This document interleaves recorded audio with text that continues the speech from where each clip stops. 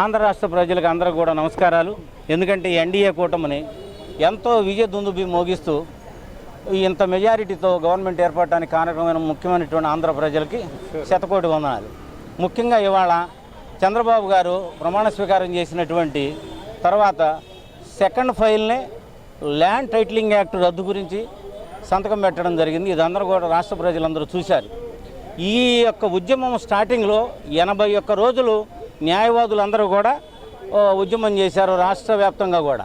మాకు ఇక్కడ విశాఖపట్నం వచ్చేటప్పటికి 7,000 మంది న్యాయవాదులు ఉన్నటువంటి అతిపెద్ద బార్ అసోసియేషను ఎంటైర్ ఏపీలో.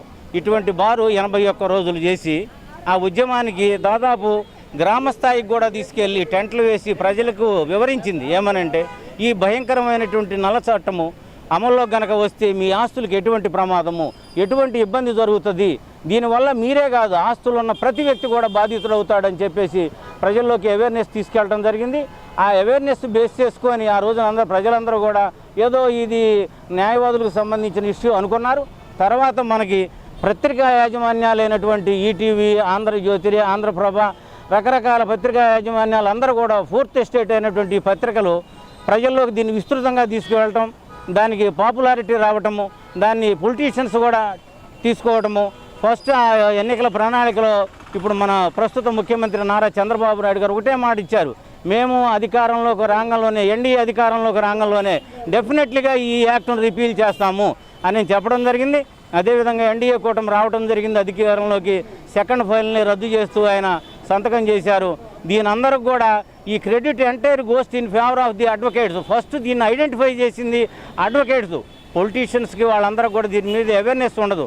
మీరు from the beginning independence day దగ్గర నుంచి చూడండి, స్వాతంత్రం వచ్చినప్పుడు గాంధీ గారు కానీ వీళ్ళందరూ కూడా ప్రజలకు ఏదైనా ఒక సమస్య వచ్చినప్పుడు ఆ సమస్య ఎంత ప్రభావితం అవుతుంది, ప్రజలు ఎంత ఇంపాక్ట్ అవుతారు, ఎంత లాభ నష్టాలకు గురవుతారని చెప్పేది చెప్పగలిగినటువంటి ఒక కమ్యూనిటీ, ఇంటలెక్చువల్ కమ్యూనిటీ అడ్వకేట్స్. వీళ్ళు ఈ పోరాటం చేయడం వల్లే ఇవాళ ఈ ల్యాండ్ యాక్ట్ అనేది, ఈ నల్ల చట్టము, దుర్భరమైన చట్టము, భయంకరమైనటువంటి ఒక చట్టము రద్దయింది. ప్రజలందరూ కూడా మా ఆస్తులు మా దగ్గర ఉన్నాయి, ఈ గవర్నమెంట్ చేయటం వల్ల మేము భరోసాగా పడుకోగలము, గుండె మీద చెయ్యేసుకొని పడుకోగలము అనేటువంటి భద్రత ఇచ్చినటువంటి ఈ ఎన్డీఏ కూటమికి, ముఖ్యంగా నారా చంద్రబాబు నాయుడు గారు మన ముఖ్యమంత్రి గారికి శతకోటి వందనాలు చెప్తూ మరొక్కసారి ఈ ఎన్డీఏ కూటమికి ఇంతటి మెజారిటీ ఇచ్చిన ప్రజలందరికీ నమస్కారం చెప్తున్నాను. నీతి ఆయోగ్ ఇచ్చినటువంటి సిఫార్సుల్ని వీళ్ళు మ్యానిపులేట్ చేసి ఎలా భద్రత ఇస్తారండి? టీఆర్ఓ టైటిలింగ్ రిజిస్ట్రేషన్ దగ్గర 2 సంవత్సరాల లోపు నీ ప్రాపర్టీని ఎవడో నాదని ఒక డిస్ప్యూట్ క్రియేట్ చేస్తే నువ్వు అది కనుక్కోలేక ఎక్కడో ఫారిన్లో ఉంటావు, వేరే స్టేట్స్లో ఉంటావు, రకరకాల టౌన్స్లో ఉంటావు, నీకు తెలియదు, ఇన్నోసెంట్ నువ్వు. నీ ప్రాపర్టీని ఎలా నువ్వు ప్రొక్యూర్ చేసుకోగలుగుతావు? నువ్వు చూసేటప్పటికే 2 ఇయర్స్ అయిపోతుంది. నువ్వు హైకోర్టుకి వెళ్ళాలి. ఇవాళ హైకోర్టుకి వెళ్ళగనేటువంటి పరిస్థితి సామాన్య రైతులకు ఉంటుందా? మన దేశంలోనే లిటరసీ శాతం తక్కువ. ఎంటైర్ మన దేశం మొత్తం అగ్రికల్చర్ మీద కూడా దాదాపు 75% ఆధారపడినటువంటి మన దేశం. అటువంటి రైతులకి ఈ చట్టాల గురించి ఏమి అవేర్నెస్ వస్తుంది?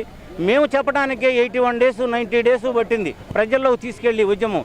కాబట్టి ఇన్నోసెంట్ పీపుల్ అందరూ కూడా, ఈవెన్ మనకి ప్రిన్సిపల్ సెక్రటరీగా చేసిన సీఎం రమేష్ గారు చెప్పారు, నేనే స్వయంగా బాధితుడిని. ఒక ఐఏఎస్, మాజీ ఐఏఎస్ చెప్తే సామాన్యులకి ఏమైనా రక్షణ ఉందంటారా? మీరు ఇది స్పష్టంగా పార్టీలన్నీ గమనించారు. దీనివల్ల ఈ చట్టం అనేది రద్దు అయింది. అందరికీ ధన్యవాదాలు. ప్రజలందరూ కూడా సుఖంగా ఉండొచ్చు, ఇబ్బంది లేదు ఈ గవర్నమెంట్లో అని చెప్తూ